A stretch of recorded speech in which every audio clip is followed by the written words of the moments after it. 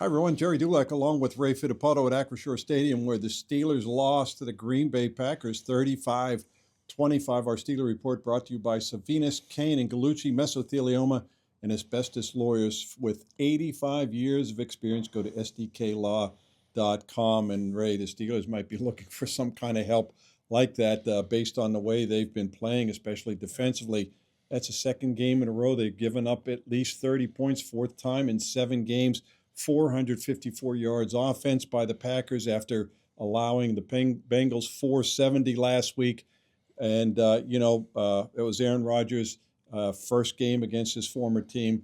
And while it looked good in the first half, 16-7 halftime lead, just all kind of fell apart in the second half. Yeah, you mentioned, I don't know if it's more concerning that most of the damage came in the second half or not, because as you mentioned, only 7 points at halftime. Then they gave up 28 in the second half, and Jordan Love was just unbelievable. 21 consecutive completions at one point in the second half, 360 yards, no touchdowns. 3 touchdowns, no interceptions. No sacks. No sacks. It's the second week in a row the Steelers have not created a turnover. Yeah, and Ray, you look at what Jordan Love was able to do. At one point was Aaron Rodgers' understudy. It wasn't that Aaron Rodgers played horrible, but he certainly did not play to the level of Jordan Love, as you mentioned, 360 yards. And, from that last drive in the first half until 6 minutes remained in the fourth quarter, he completed 21 passes in a row for 254 yards and 2 touchdowns. And, when you look at the first half, the Steelers were stopping the run.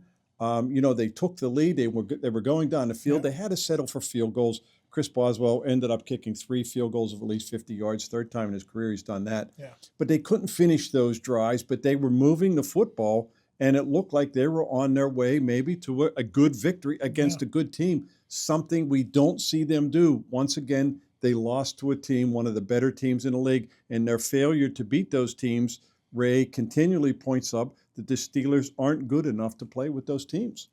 Yeah, there was one big play early in the second half, Gerry. It didn't decide the football game, but it was a big momentum swing. Rodgers thought he drew the Packers off sides, threw the ball downfield. Roman Wilson dropped it. It would be a moot point if Roman Wilson caught that ball. The officials didn't flag it, and then the Steelers are forced to punt. And then right after that, Deshaun Elliott gets injured on the Tucker Kraft 59-yard play. And from that point on, Gerry, it was all downhill. They could never regain that momentum. I thought that was a big portion of the football game that, you talk about good teams overcoming adversity. They just weren't able to do that. No, Ray, and that play to Tucker Kraft, who had 7 catches for 143 yards, once again, another tight end just killing them over the middle. But that play came on 3rd and 5, and it was a play that Jordan Love was under pressure, and he just heaved it down the field. And it looked as though Tyler Kraft pushed off Deshaun Elliott to make that catch. He could have easily been called for pass interference. Right. That was the play that Deshaun Elliott got hurt. He suffered what Mike Tomlin said, a significant knee injury. And when he says that does not look good, Ray. But that was on 3rd and 5. And then on the next possession, on 3rd and 7, he heaves another one down the field. And Christian Watson catches it for a 33-yard gain to the Steelers 7. That sets up another touchdown. So those 2 big third down plays really hurt the Steelers. Yeah, it's in both those instances, Gerry, the Steelers were in single coverage. On the one down to Watson, there was I think a linebacker or a safety who tried to tip it, and he just couldn't get it.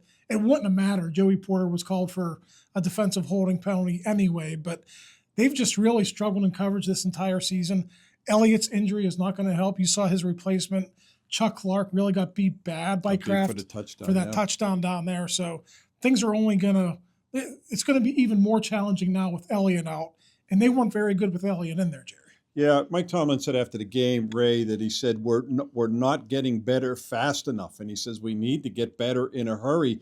And they do, because the Indy Colts come here next week. They're 7-1, Ray, and they have Jonathan Taylor, who runs through everybody. And then, of course, after that, they have to go to L.A. to play the Chargers, who were 5-3. So, they're still in first place by a game and a half. But that lead that they have once before is shrinking. But beyond that, it's just that they're not playing very well, especially on defense.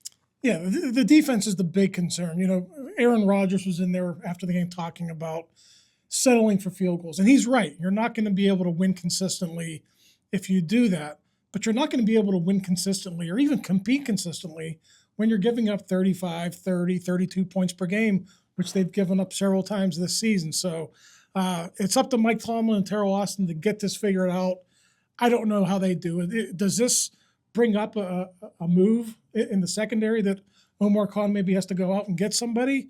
That hadn't been talked about much. We've been talking about receiver, but now maybe the focus is going to be on the secondary after that Elliott injury. Mike Tomlin was asked after the game, is it schematics or is it the players? And he says, well, if it's the schematics, it's our fault. He said, if it's the players, then they're not executing, whatever it is. Yeah.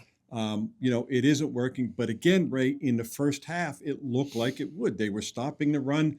They had that a 16-7 lead. They were running the ball. Yeah. Jaylen Warren had 50 yards at halftime. They had 81 yards rushing. Yeah. In the first half. They ended up with only 93. So that kind of all went away in the second half because they got behind. But in the first half, it was a solid performance by them. And again, it looked like, okay, maybe they're on track to win this game. And then 28 points in the second half. And the fact that it happens at home, Gerry, you're playing in Cincinnati. You lose that game on a short week on a Thursday night. You're like, okay, division opponent. Maybe you can just pass that off as happenstance. But when you lose at home like that and you give up 28 points in the second half, it leaves a lot of questions. And quite frankly, Gerry, they've had a lot of questions all season. And to this point, they've all gone unanswered. And, Ray, maybe adding insult to injury was the fact that the Steelers got a taste of their own medicine of what it's like when they go on the road and they have their big following, a huge contingent of Packer fans here. You could hear them cheering throughout the game, especially early in the game, and the chants of "Go, Pack, Go." Yeah. We heard them all through the second half. And Aaron Rodgers said after the game, he says, I've heard that for 18 years. And he says these fans travel well. He said it's the first time he's had to use the silent count at home. The Steelers aren't accustomed to that. No, and you don't see it too often in Pittsburgh. You see it a lot with the Steelers fans traveling to other places, but you don't see it a lot in this stadium. So, yeah, the Packers fan, they bought up those tickets. And as you mentioned, they made it difficult on the Steelers offense when they wanted it quiet. And, Ray, this game, the ticket prices were at a premium because of all the hype surrounding Aaron Rodgers' first game against his former team, the team he played for 18 seasons, led him to a Super Bowl, won 4 MVP titles. The Indy Colts are here next Sunday. That is not going to be easy either. Ray and I will be back with you after that game to see what actually transpires. For Ray Fittipaldo, I'm Gerry Dulac. You're watching Post-Gazette.com.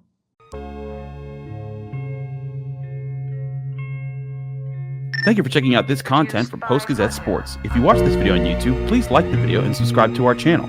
For all of the sports coverage the Post-Gazette has to offer, visit post-gazette.com.